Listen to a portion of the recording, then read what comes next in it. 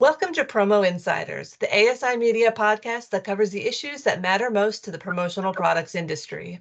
I'm Teresa Hegel, Executive Editor for Digital Content at ASI Media, and today I'm joined by Jane Mosbacher Morris, founder and CEO of To The Market, which recently became an ASI supplier.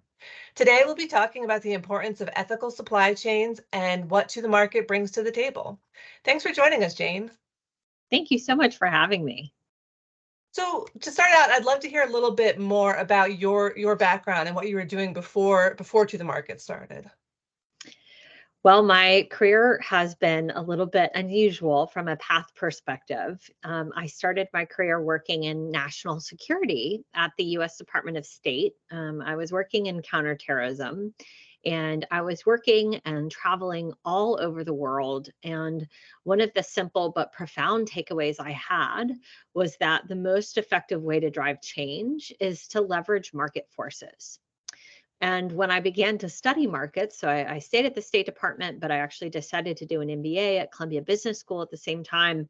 And when I started studying different large markets around the world, one of the largest industries in the world is actually the production of items that are sold in this sort of ASI network. So things like apparel, accessories, home goods. And what I realized is that there was a tremendous opportunity to bring reimagining to the industry, both from an operational standpoint, meaning introducing things like technology to make the workflows less analog, introducing technology to reduce the opacity that many of us experience in supply chains. But also, just as importantly, I learned that the manufacturing of these items has a really challenging footprint from an environmental and a social compliance standpoint, meaning people and planet. And I thought, gosh, surely there is an opportunity to make improvement there. So that's really what we've set out to do. So how did you get from that idea to The Market?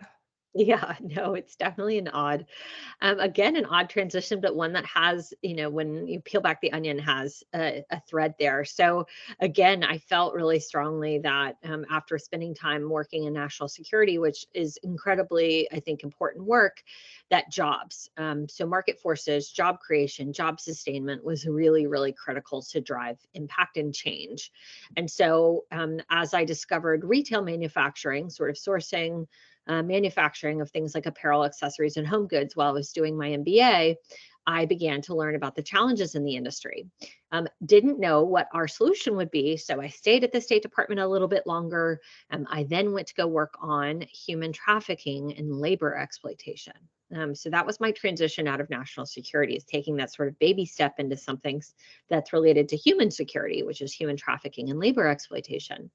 This is when I got even more aware of the challenges from a social compliance standpoint in sourcing and manufacturing, i.e., I learned about essentially forced labor that was unknowingly being advanced by many of us without even realizing, because we didn't know how to vet and monitor our factories who were producing product. So still didn't know exactly what the solution would be. I went to do some advisory work for VF Corporation. So that's the owner of things like North Face, Vans, Timberland. Decided to write a book on conscious consumerism for Penguin Random House called Buy the Change You Want to See.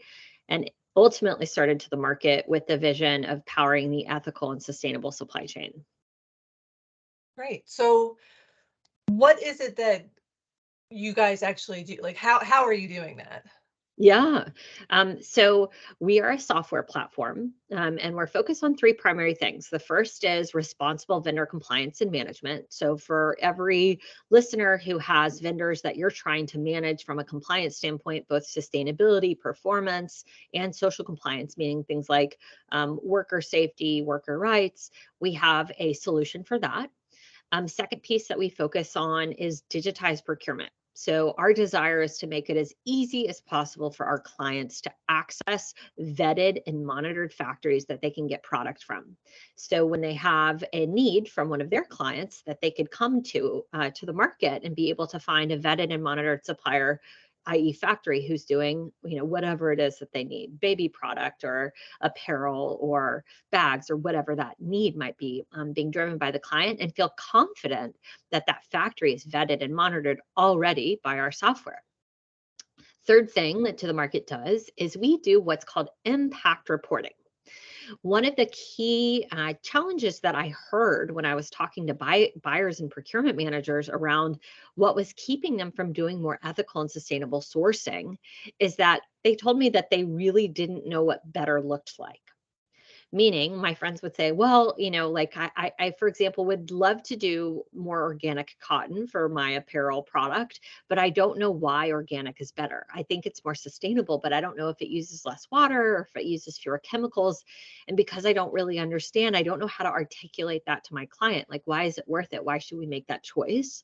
And so we knew as a business To The Market that we wanted to provide data that would give you a so what of the impact of your better sourcing decisions. So with each order, what To The Market provides on our software is what's called an impact report. And this provides things like carbon emissions avoided or fair wage hours created to allow you to really understand, hey, what is the impact of me making a better sourcing and manufacturing decision? Okay, that's great. So obviously you guys launched before you were an ASI member, but why was the time right to take this technology to the promotional products space? We've continued to develop the technology, both working in indirect procurement as well as direct procurement, meaning supporting brands like Walgreens or Madewell or Bloomingdale's. And over the last year and a half, we've just really found a lot of value that we're bringing to our clients in the corporate gifting space, where they're really excited about our offering. They feel like we're a really reliable supplier to meet their needs for distributors. And even for other suppliers, we're finding other suppliers saying to us, hey, like, could we have a cross relationship where you help produce the t-shirts or the bags that I'm then selling to a distributor? So we're working both with other suppliers as well as with distributors, and we really are doubling down in this space. We find that there is a lot of hunger from folks in corporate gifting to have more detailed information about who's making their product, how it's being made. And we also are finding that as we attract more talent to join our team, that they're continuing to open up more and more of this market. So we are really, really excited to continue to expand teammates who are supporting us in that part of the industry, and continue to build out that infrastructure. Yeah, yeah. So I think, you touched on this a little bit already, but why is ethical manufacturing so important? And why, like, what are some of the difficulties to getting there? Because, we've heard so many stories about, with like the cotton ban, like with the forced labor and I'm going to say it wrong, Xinjiang cotton, I think it is. Like Yes. how so many people, they don't even realize, I guess because of how distributed everything is, that they don't realize that this cotton is in their products. Like, so how do you solve things like that? Yeah, no, it's super hard, right? Like supply chains are hard, they're distributed, it's hard to oversee what your supplier is doing, if they're subcontracting, whether they're actually getting the raw material from where they say it is. But it's becoming a real necessity for all of us clients and all of us distributors or suppliers that are working in corporate gifting to really have a handle of where our product's coming from. And the so what of that is we have serious regulatory challenges that we're up against, right? So what you just referenced is something called the Uyghur Forced Labor Prevention Act. And this is a bipartisan legislation that went into effect in the summer of 2022. And what it's saying is that we as a country in the United States don't want to allow the importation of product that's made with forced labor in China. And we've seen, even in just the first 60 days of the calendar year, over or close to $500 million worth of product was held at US Customs out of concerns that it was not compliant. So, regardless of whether your heart is behind the idea of ethical production, the regulatory environment is there. So, you have to align in a way that's commercially scalable and viable, i.e., it has to be aligned from a pricing standpoint with the regulatory environment. So all of that to say, what are we doing? We are again providing a methodology around vetting and monitoring suppliers that then allows us to have a much stronger sense for how that supplier behaves, who are the mills that they're working with, who are the farms that they're working with, and being able to provide a deeper level of transparency that then is giving comfort to the end client around, again, who made the product, how it was made, and whether that process aligned with their values. Gotcha. So, when I kind of went around on your website before this podcast, it mentions that you guys have a network of sustainable, story-rich suppliers, which I love that phrase. Because of course, as a writer, I love stories of any kind. But I'd love to hear a little bit more about some of these story-rich suppliers or some kind of memorable projects you guys have worked on.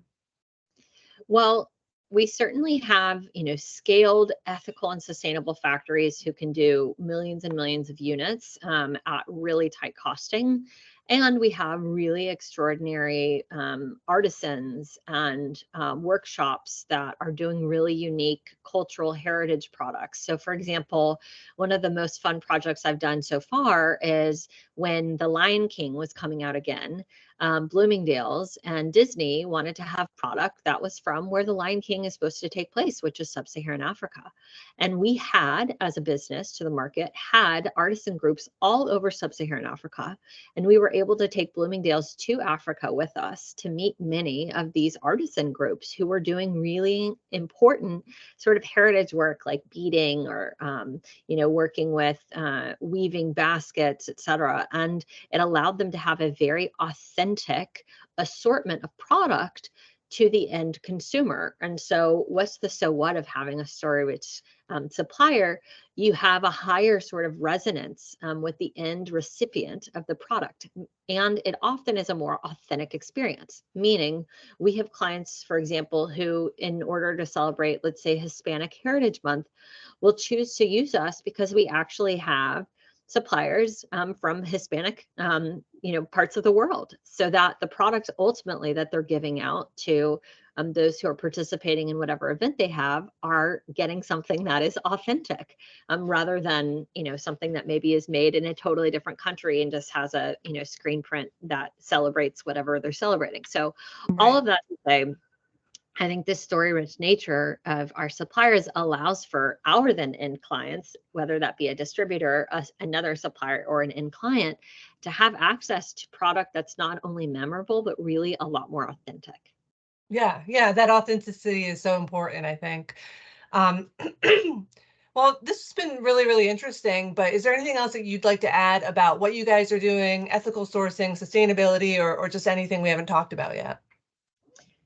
I don't think so. I mean, I think, the message that I always share with folks is vetting is critical to understand your makers, and to understand your suppliers, and that ethical and sustainable sourcing and manufacturing is available to everyone, meaning it's not just for people who have a big budget. It's not just for people who are sort of super progressive. There's always an opportunity to think about progress over perfection and to think about introducing more sustainable materials and more ethical makers into your assortment. Right, and you guys make it easier. Exactly. We are there to be your partner along the way. Awesome. Well, thank you so much, Jane. Once again, I'm Teresa Hegel, and this is Promo Insiders.